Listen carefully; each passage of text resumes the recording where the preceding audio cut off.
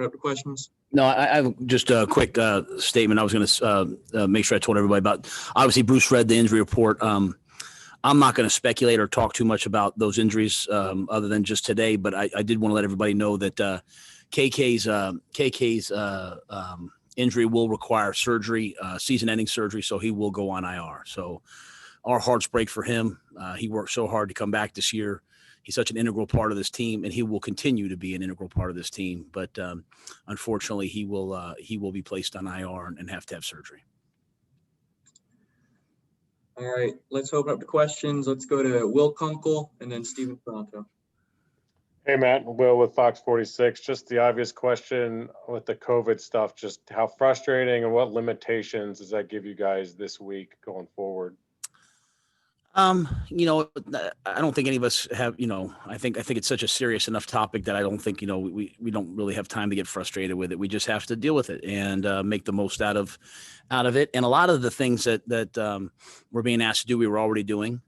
So it's just, to me, a matter of adapting. I think that everything that happens, there's always something positive that can come out of it. So we're just trying to make the most of it and, move forward.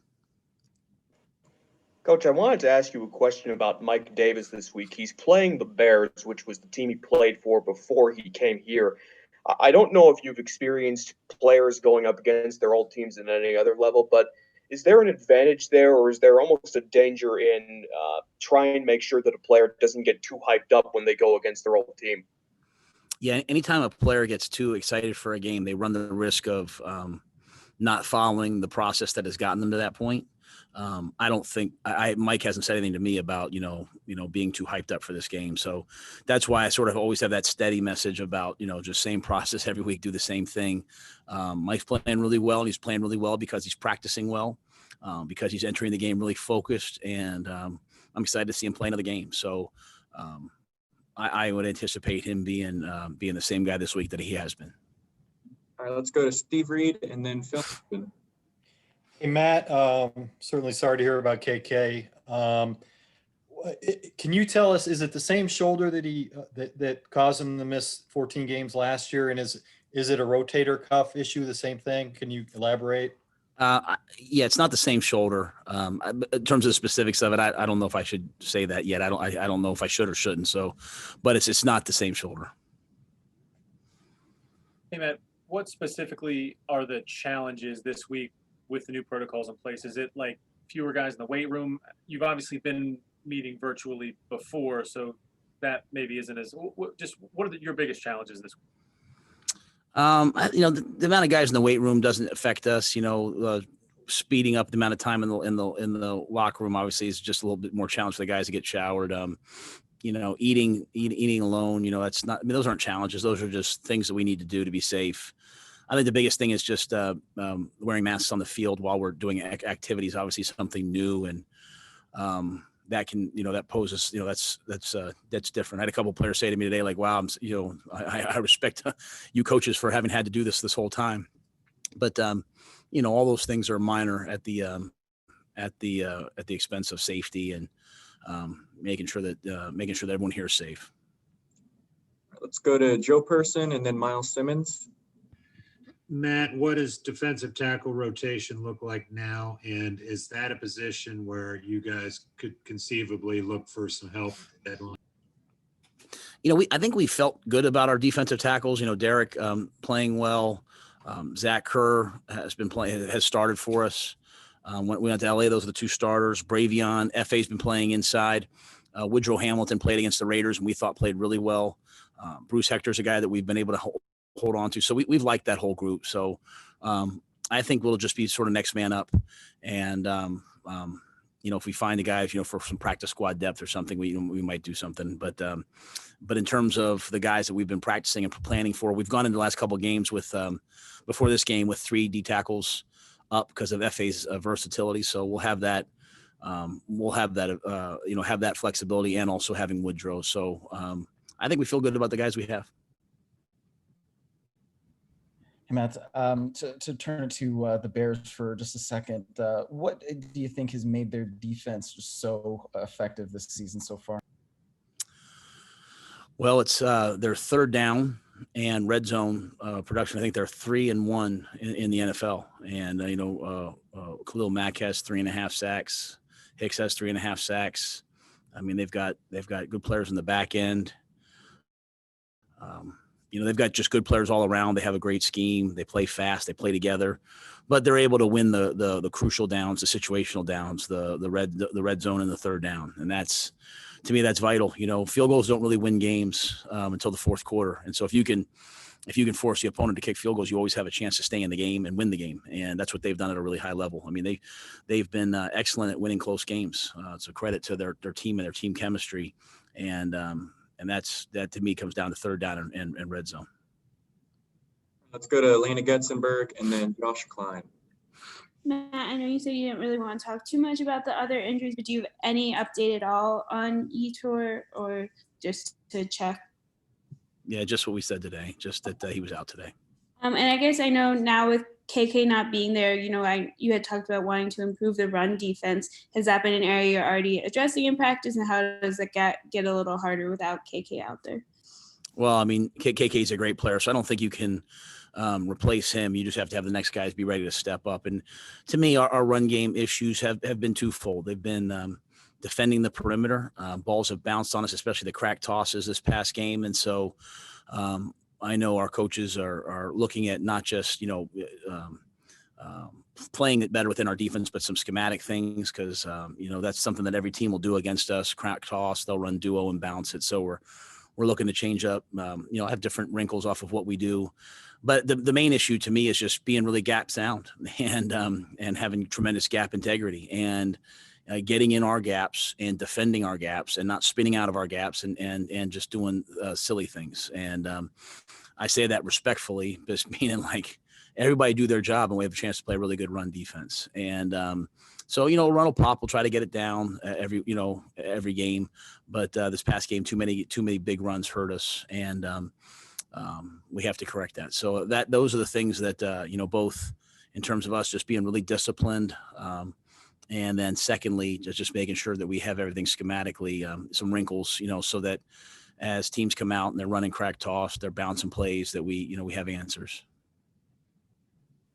Matt, I know that Christian was eligible to come off, and you said he was going to have some tests done. I was wondering if you had heard anything about him. And in addition to that, I think this is kind of an obvious question, but does the play of Mike Davis make it that much easier to allow Christian to stay on the sidelines for maybe even longer than he might have had Mike Davis not playing so well? I can't wait to get Christian back, no matter if we have, Mike or whoever else playing. And to me, you never want to apologize for having great players. And Mike's playing like a great player right now. I'm excited about what he's doing. And it just gives us all the more options. That being said, as soon as Christian's able to get out there, I'm fired up for that too. So, yeah, he won't be activated as of right now. He's still working to get back, and as soon as we can get him back, we'll get him back. But I didn't want to hire an offensive staff that just said, "Hey, here's our offense." I wanted to hire an offensive staff that could figure out how to move the ball, score points, but most importantly, win games with, different subsets of people. And we can play with 3 tailbacks. We can play with, 4 receivers, 5 receivers. We have the coaches and the players to do it. So I'd love to get them back as soon as possible. All right, let's go to David Newton and then Stacey Dales. Hey, Matt, I know it's been a crazy day for you. If you can say who will start it opposite Derek Brown at the other tackle spot, and what does it mean, as far as not going in pads today, which has normally been a padded Wednesday? Yeah, I decided not to go in pads today just because I didn't want guys having to wear a mask under a helmet. That seemed really hard for me. Now they did have a shield option, which I think as we move forward, but it just seemed like a lot in one day, right? Get them here, have them do all this new stuff and go out and be really physical. We practice really physically when we go in pads. So I just flipped the days. So we'll probably go out there tomorrow in pads and get our physical work in. I wanted today to be about their safety. They're getting used to the mask. Them just handling this next step in the protocol. At the end of the day, I told the players, whether they love me or hate me, I want them to always know that their health comes first, within our way of doing things. So we figured today was a good day to go out there and fly around and get a bunch of reps, get used to having a mask on, and then tomorrow, do more of the physical work. So not a big deal to me to switch the days, not really that big at all. And, I would anticipate it being Zach Kerr. That's who we started against the Chargers leading up to this, and so Zach's played at a good level for us, a high level for us. So if we played today, that's who we'd play. Coach, I'm curious. It's easy to fall in love with Teddy, right? What's special about coaching him, and then specifically within your offense? I mean, every coach I talk to, he gets the ball out so quickly.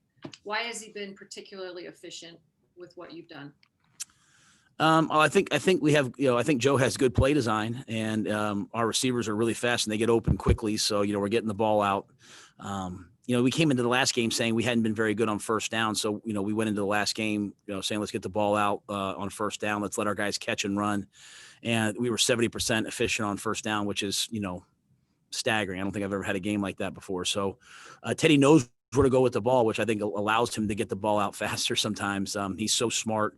He has tremendous expectation and understanding of what we're trying to do. And the best quality I'd say about him is he's like a coach on the field. He knows the offense. He has tremendous input and stake into it. And then at the same time, he coaches the players. And so he's an extension of us while we're out there. So he's coaching the receivers, coaching the tight ends, coaching the backs in terms of, hey, this is what we want. And so everyone's on the same page on offense, which I think is really good. And the ball's getting out quickly because he's getting us in the right play and taking advantage of what's there. And that lets our athletes go make plays. All right, let's go to Jonathan Alexander and then Will Kunkel. Hey, Matt. Hope you're doing well. I just wanted to see if I could get something small clarified. Do you know in what quarter KK hurt his shoulder and how he did it? It would be the third quarter. Yeah. He hit the quarterback and hurt his shoulder was what he said to me. Thank you. Hey, Matt, just one quick clarification question and then a bigger question. Have you heard anything from the NFL about, God forbid, something does happen, what schedule contingency plans there will be? I haven't heard anything like that, no. Okay. And Richard Sherman was on something today, I can't remember what it was, but said that it's easier to plan for the Panthers when they don't have Christian McCaffrey, or it's tougher, when you don't have Christian McCaffrey, because you don't know where the ball's going. Whereas when Christian's on the field, you can plan around it. If he's a decoy or not. Is there any merit to that? Do you think about that? Is cognizant of something like that? I don't think about that. We only had 2 games with Christian. So, I think, a lot of people might be talking about in previous years as well. We had 2 great games with Christian. He's a focal point of our offense, as is Robbie, as is Curtis, as is DJ. I think all our offense and our person evolving each and every week, and each and every week we're trying to take advantage of how people are playing us, and we're very adaptable on game day, which I like. So, but I don't dismiss that. That's a great player's opinion. I just, from our perspective, we don't try to feed it to any one guy. We try to take advantage of what's there. All right, let's go to Joe Person and then Steve Reed. Matt, I have 2 clarifications. Did KK injure this shoulder earlier this season also? No. Okay.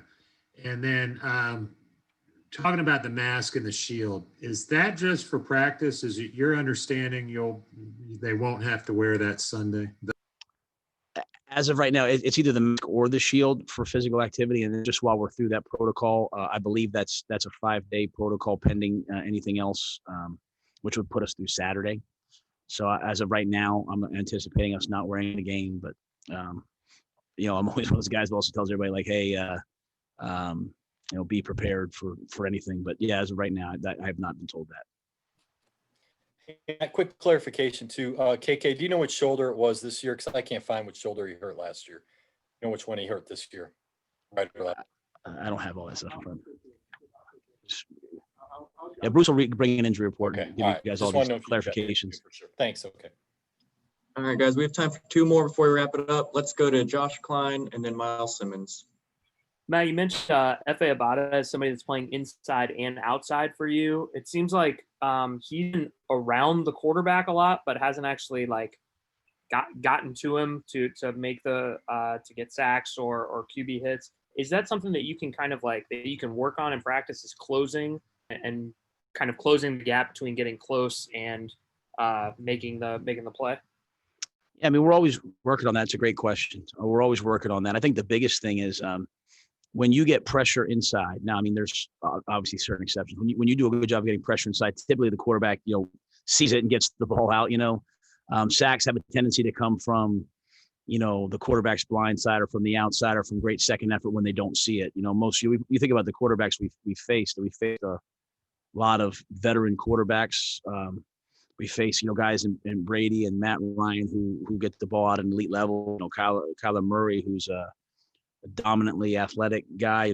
Derek Carr, who gets the ball out. So I mean, you faced all of these quarterbacks who when they feel it, they get the ball out. So I think when you're inside, we're just trying to get sacks, obviously, but we're really trying to get pressures. And getting the hands up, around the quarterback, getting feet in the paint, our feet close to his feet. Forcing a lot of quick throws and rush throws is what we're looking for. And the sacks usually come when the quarterback has to hold the ball or off the backside edge. Now we're still trying to get pressures, sacks inside. Don't get me wrong. And so I think FA is going to get better and better and better as is our other inside guys. I mean, he's only done this for a short amount of time. So we're continuing to work with him and everybody else. I mean, we're definitely a work in progress and just trying to get a little bit better each day. But that closing that you brought up, that's the difference between good and great. And we're always trying to find great. Matt, it seems like Curtis Samuel has been really effective on third downs in the last couple of weeks. What's led to that, and why has he been so successful there? Because he's just a playmaker. I mean, he's just a tough guy. Catches the ball, catches the ball inside, scramble drill, comes back to the quarterback, catches the ball in traffic, goes up over someone to catch it, catches the ball and takes a hit, runs the ball out of the backfield. I mean, he is like he is the player that, like, and I respect them all, but I have infinite respect for. Like, he does the dirty jobs, he does the odd jobs. DJ catches a ball, he turns up, he blocks, it's a touchdown. He does everything. He's just a flat, tough guy and a playmaker. And when lots of people have stats, and stats are awesome. But to me, show me who comes through in crucial situations. Show me who comes through in crucial times. Like, when you're losing by 17, 15, the other team, the other team starts throwing the ball and they get a bunch of stats, but that doesn't matter to me. Tell me who makes big plays in big times. And that's what Curtis Samuel is, man. He's got ice in his veins and he's tough. So you can probably tell that he's one of my favorite guys, because when you need a play, he makes a play. Coach, we appreciate you taking the time today. Yeah. Thanks, guys.